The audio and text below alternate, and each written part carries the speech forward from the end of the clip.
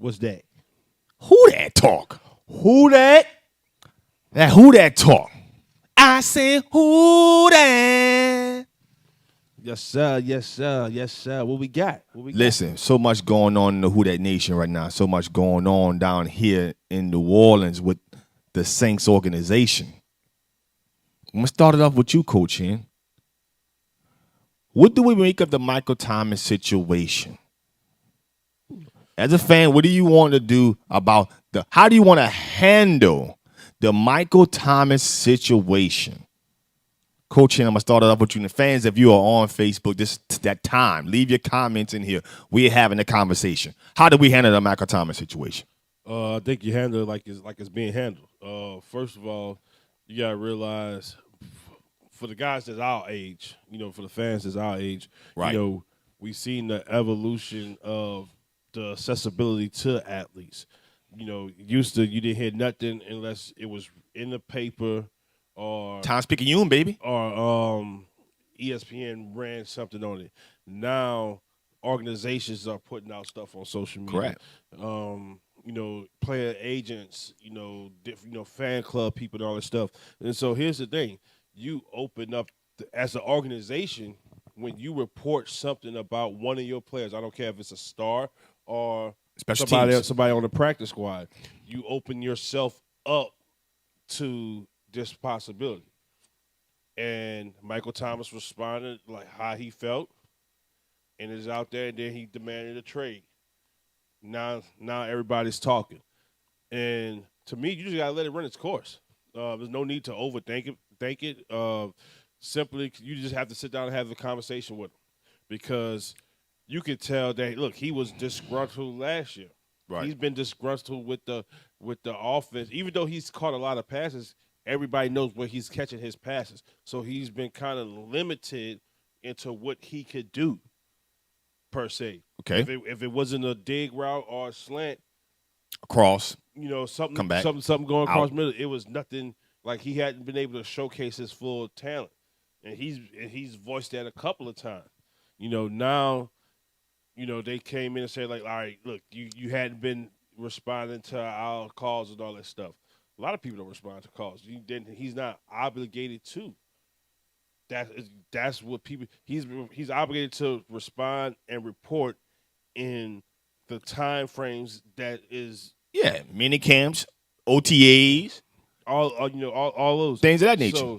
So to me, honestly, I think you just sit down and talk it out. Because here's the thing, and I think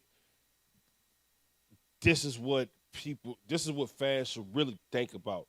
If you trade Michael Thomas, let's say you're on the side of trading Michael Thomas. Mm-hmm. Okay, first of all, you remember Junior Gillette? It took us 7 years to get rid of that dead salary cap money. That was only $90 million contract. Look at Michael Thomas' contract. He's only in the he's only in the second year of that contract, which means in this offseason, if you was a trader, that means this offseason coming up, we're paying $40 million just for Michael Thomas not being on this team. Then it goes down over the next 10 years. I mean, in a situation where thank God we just signed Ramchek. Pete has his money. Kamara has his money. You still have to pay Lattimore, Marcus Williams, possibly. So you don't want to. And we're not even to mention the fact that at some point in time, you in the market for a quarterback, whether it's a rookie or some guy who's a starter. Or in the fact of, let's say Jameis Winston does what I think he's going to do, you have to pay him market value. Year. Yes, next year. It's not I got 2 or 3 years to pay him. I got to pay him next year. Correct. So I think that the steps are going like it is. The organization said how they felt about it. He said how he felt about it. They sitting down and they talking, and now the trade the trade demand has gone away. We've seen this happen many a times. Many other organizations Some people force their way out. The other people that they sit down and talk, and the talks went good. So I don't like. It's part of the sports world now. Right. Now, I want to read what Jason Terry comments. He says, trade him once he's healed. Can't right now because he isn't worth anything injured. Get some draft picks and rebuild. Going to be 5 to 12 this year regardless. And Fred, you know I'm right. You know I'm always right. 5 and 12. What is he smoking, baby? Jason Terry think he's going to be 5 and 12, baby. What is he smoking? That's what he believes, baby. He believes he's going to be 5 and 12. That's just what he believes. Jason Terry also says Aaron Rodgers will be our quarterback next year. No. That's something that I also agree with myself. But still, in all, how much are you going to pay Aaron Rodgers if you talking about trading Michael Thomas? I mean, that's a lot of dead money on the books. And to sign to a new guy, come on now. Like, if we're going to trade Michael Thomas to bring Aaron Rodgers in, he got nobody to throw the ball to. But see, this is where I think people forget how great Sean Payton is at finding service. Look, let me explain something to y'all. There's a team in Santa Clara, California, that went to the Super Bowl 2 years ago. Yeah. Okay? They played in the worst Super Bowl in NFL history. The year after that, they got hit with one of the most horrendous injury bug season for any franchise. They lost receiver after receiver after receiver after receiver. They were signing people off the street, something that the Saints are known for. Yeah, something that we do religiously.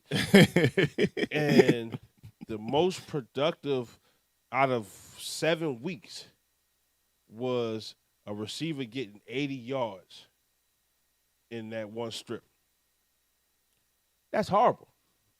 Now, with Sean Payton play calling ability and how he knows how to maximize people, we sign people off the street tomorrow. He scores a touchdown the next day. So it doesn't matter. Chris Ivory. Who how many times Keith Kirkwood come back?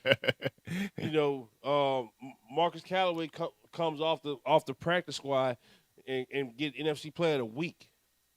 So like we have the capability of finding people. And then here's the thing too. The draft is producing nothing but receivers now because that's what you're seeing in college football. Correct. Receiving receivers and DBs. So, hey, you don't have to get a world beater. Get a serviceable guy. Devery Henderson stayed with the Saints 40 years running one route. Go. Dante Starwork stayed in the league 40 years running one route. Go. Robert Meacham stayed in the league 4 years running one route. Well, he ran a post and a go. So I don't get what's the thing about trying to trade him. And then here's the thing too. You will want to wait until the offseason to trade Michael Thomas anyway before the draft to get more than market value. Now here's the case. I did some homework about this. If you replace Michael Thomas if you trade Michael Thomas prior to June 1st, if you trade him, there's 22 money in 2022 on the books, dead money. Now, if you wait till after June 1st, that money falls down to $8 million.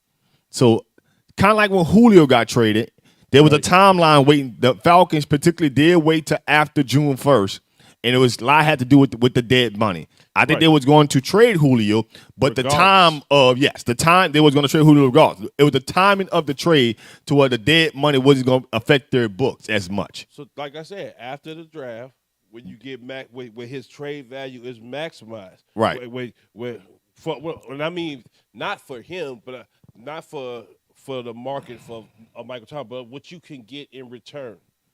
Jason Terry says exactly. Use the picks you get for him, trading Thomas. I mean, I'm assuming he's talking about getting Aaron Rodgers. You're still gonna have $40 million of dead money that you have to pay that goes against your salary. So, for instance, Mr. Jason Terry, who's always right, if the Saints have $45 million and you trade Michael Thomas, you now have $5 million to sign your whole draft class, plus any potential free agents, plus resigning the guys that's already on your team, and pay Aaron Rodgers. My position is this: you keep the guy. Let's not forget, we're talking about 2 seasons ago. This guy set the NFL record for receptions. He led the league in yards that year. He also led the league in yards after catch, not yards per catch, but yards after catch. The guy had a record-breaking season, and he did it when he first signed that extension. And Michael Thomas has never really been a concern for this organization prior up to last year, going in training camp when he had the fight with Gardner Johnson and what have you. This is when we finally start seeing some conflict with Michael Thomas. Obviously, he had the injury in week 1. He has not, over his duration as a Saint, been the nuisance or been this diva or been a guy who's been in the spotlight. He's been a hard worker. He's been a consistent football player for the team. And for the most part, prior to this injury, he's been the most durable player in the NFL. He hadn't had an injury prior to last season. I think you sit down with the guy, you talk to him, you're trying to see what you feel about it, and I think you do whatever it takes at the present moment to keep Michael Thomas. I still want to see Michael Thomas in the Saints uniform this season and for next season. Now, after next season, after the 2022 season, then we can have a different conversation. But this season and next season, I want Michael Thomas in the Saints uniform. I think the Saints, you need to do whatever you can. Talk to the guy. I think he does want to be here. I just think that when you're not on the field, and I think when you're not in the organization, you're not around your teammates, you're open to so many distractions. You're open to the availability of social media. You're open to so many things because you're not working. And those things could be of conflict to a guy probably like this. Because I don't know if he's sensitive or not, but I think he is a little sensitive when it comes to people having conversation about him publicly. That thing, him being a slant boy, was a real thing come last year. People are like, he's a slant boy. He runs slants. He runs outs. That's all he does. And I think he took offense to that. But I like him. I want to keep him in the Saints uniform. I think he's been one of the best receivers this organization has seen prior to Joe Horn and obviously Marcus Colston. I think he's running neck and neck with those guys in terms of being one of the best receivers this organization has had. And I want to see him stay. I would say this too. You seen a little prima donna that started to come out of yes, yeah, that's true. But everything that you said before is correct. He has been a hard worker, and I think what most of the fans are experiencing right now is just what do they call it on the cancel culture? Cancel culture. You know, yeah. As soon as somebody hits something, go cancel them. This is the first thing that he's done negative, and to me, it's not even negative. It's not even negative because first of all, nobody knows your body, but you. I don't care. Kawhi Leonard proved that. These doctors say, hey, he could go and all this stuff. He said he could. Yeah. Turns out he was right. And what does he do? Luck was on his side. He goes out and win a NBA championship, NBA Finals championship, MVP, and all that good stuff. Michael Thomas, hey, he tried to rehab it. Yeah. Once he seen, like the Saints said, hey, look, I want you to get the surgery. Some people, there's a lot of athletes out there like this. They're totally against getting cut. If Correct. They can rehab it, they will rehab it. Terrell Owens was one of the person. The first time that he really got cut is when he tore his ACL. The second time is when he had the leg injury. Where he had no choice. And then after that, instead of going back for a second surgery to clean up everything, he did the hyperbolic chamber type deal and rehabbed his way back to play for the season. Some guys are like that. Some guys are like that. He it's to all due account, like I don't know him personally, but it's just for watching how he is. It seems like he's one of those guys. If he can rehab it, he will rehab it. And it looks like, Coach, and to allude to your point, it looks like the fact that again, it's different when you're in the season because you got to practice every day. Right. You got to prepare for the game every day. So, yeah, I think the surgery was needed during the season, but he didn't have the surgery because you were playing for something you were close to getting to the Super Bowl last year, and you're like, listen, you know what? We're not going to do this right now. Let's, rehab it out and come back later on. I think because he wasn't practicing, you're not, preparing for games, he chose the rehab route. Right. And that I can't blame anybody who's an athlete at the professional who wants to take that route. You're not working for games. You're not going to practice, 3-4 times a week. So you can rehab this at your pace. I just think that when it came time for camp, when it came time toward the season, he probably realized his body wasn't cutting right. It's not moving right. I'm not getting the stem separation, what have you.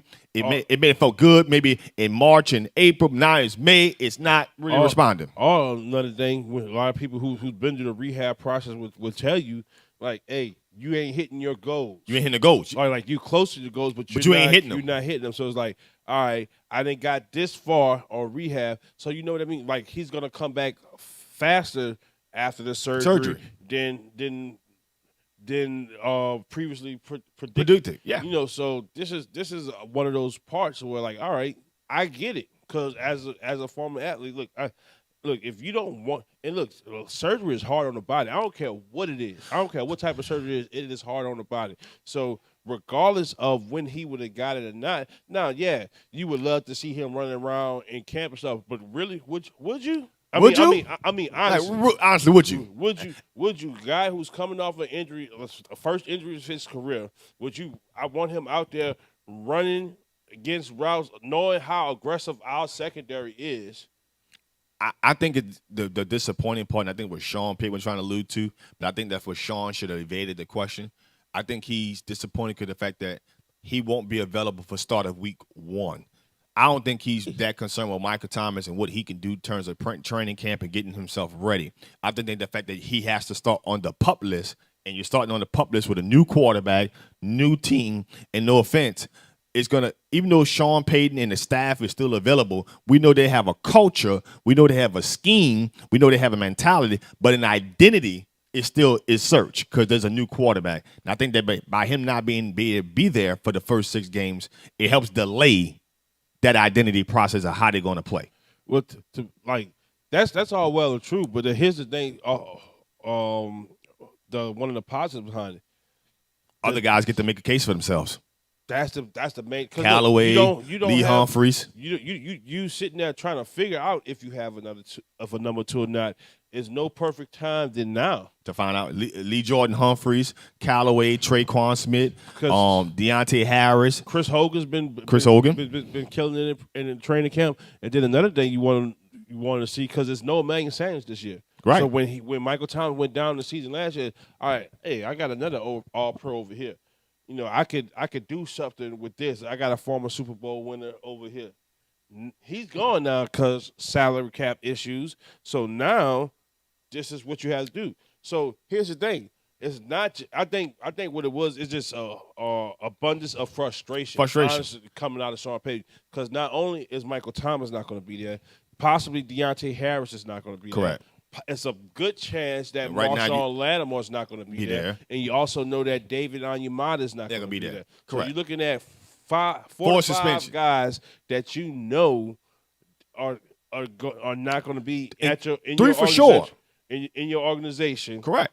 And is only one of them is an injury issue. Correct. So it's like all this at one point, like I'm mad about it.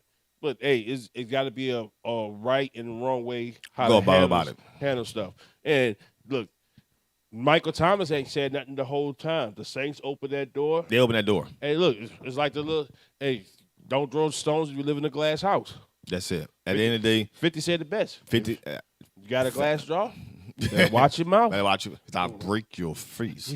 But Sean. Again, they open up that can of worms with that, and they still call him. And look, this is my thing. I just got to ask. So what if he was a slant boy? Honestly, so what? So what if he's the best possession receiver in football? If he's elite at running slants and digs, and you can't stop it, so what? Look, and everybody loves Randy Moss. What did Randy Moss run? Go. Don't believe me? Believe Dante Culpepper. Go. That's what he ran.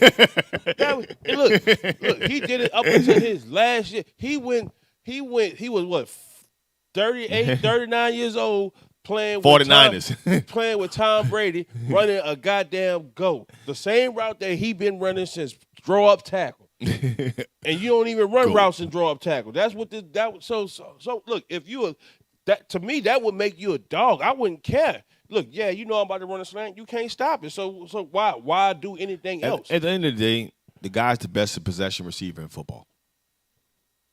I'm gonna repeat that. He's the best possession receiver in football. That's it. So at the end of the day, if you want to call him a slant boy, at the end of the day, a slant is a possession play. And a cross is a possession play. You know a what's going to happen. You know what's going to happen. And he gonna these catch 10 yards, he going to change. He going to move the chains, and there's nothing you can do.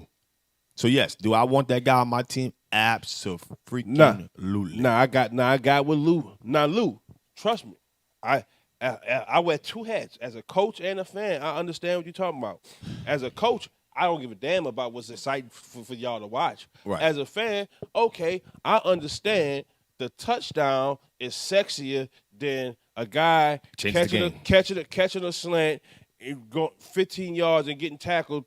You know, at like 15 yards after he caught it over the. I understand that. Look, that's most sexy. I get it. That is most sexy. But let me explain something to you. There's a reason why a lot of these Instagram models are still single. Because sometimes sexy don't get you the ring, baby. In most cases, if it don't get you, if you're not young, you're not getting one. Nah. I will say this. You'll get paid. You get paid. You get paid. You get paid. You get paid. You get all. Because talent does pay the bills. Talent will get paid. People will talk about you and all that good type of stuff. Yeah. But look, for every one of them Instagram models out there, there's at least 7 booger wolves that's wifed up, happy. True. Now that's what it is. Now, I want to stay on who they talk. We know we got to switch subjects shortly. P-Rod retires. Mm-hmm. Had 11 seasons in the NFL. Started off his career with the Saints. Ended it with the Saints. Right. Do the Saints go out here and try to trade for another DB? I know they signed Brian Poole maybe last week, and you also signed Prince Ukomora.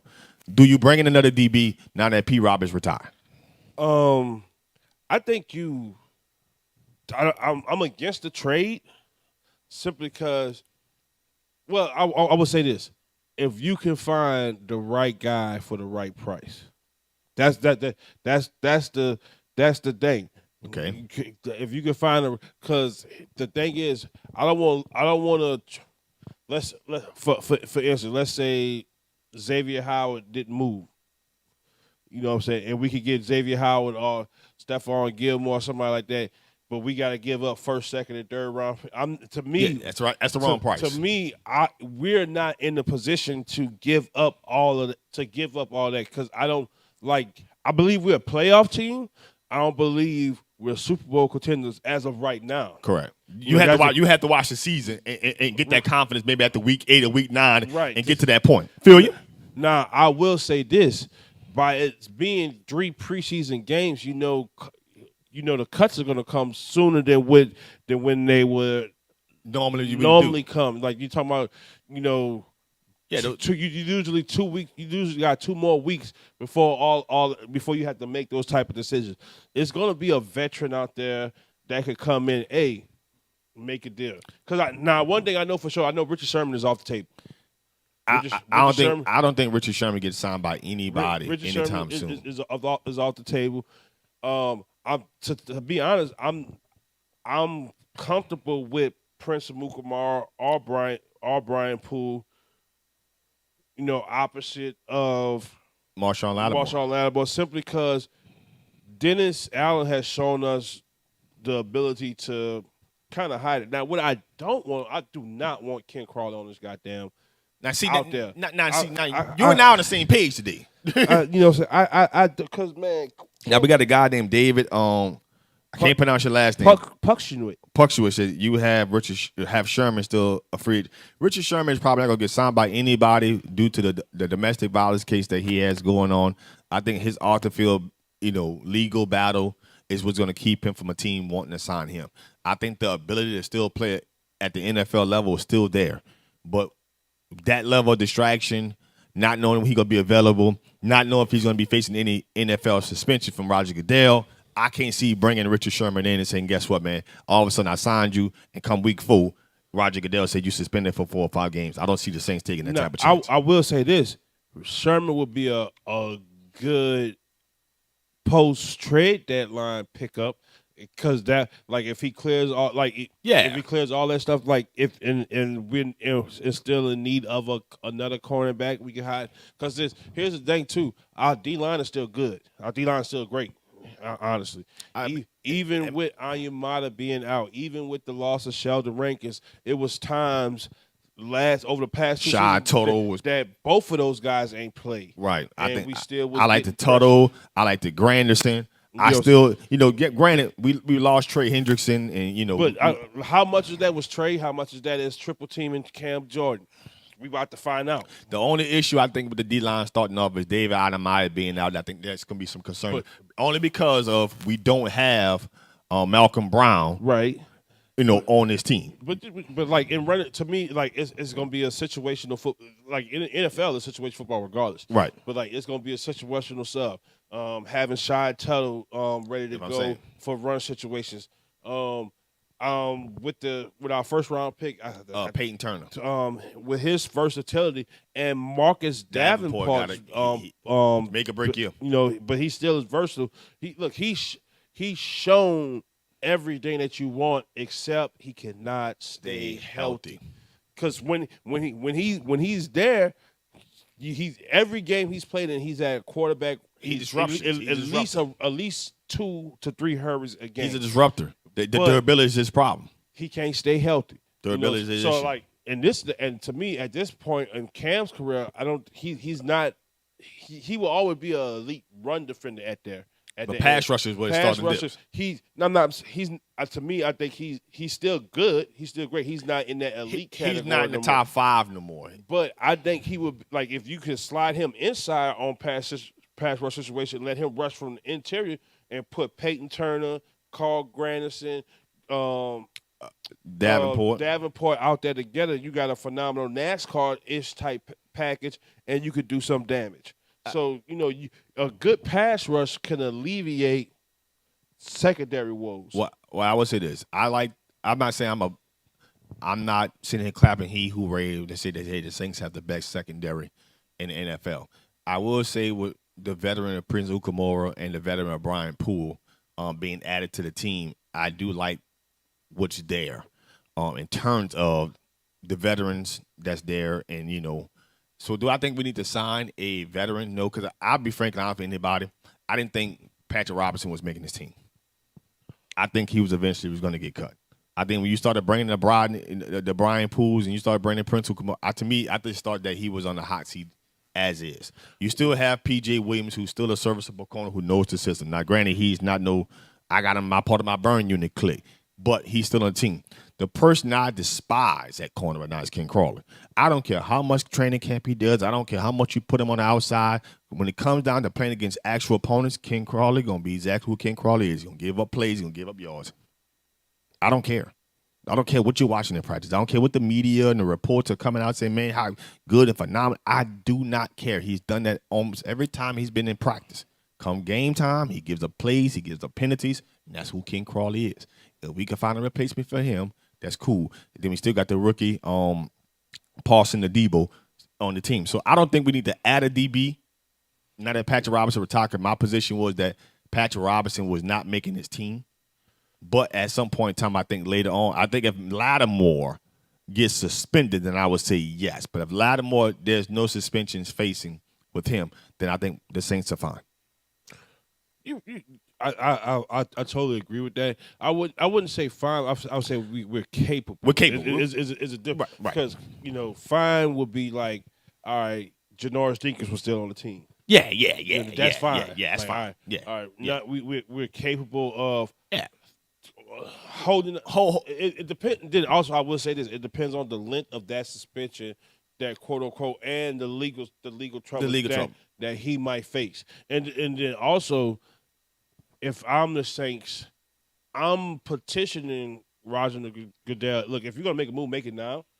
Yeah, get it over. Don't let us play Don't let I it don't be want to play week 2 or 3 games and all of a sudden you come week with a 3, suspension. and then you're like, all right, Marshawn Lattimore's been suspended for 5 games. Let me know right now so I know how to You make. can sign the guy, get him to your camp, get him to your team, and whatever. You know, I would be pressing him. Let's start working. That to me, that's the Best way to do it. yeah. Now, I do want to shift gears and get to the next topic. I do want to talk about potential, trade scenarios, situations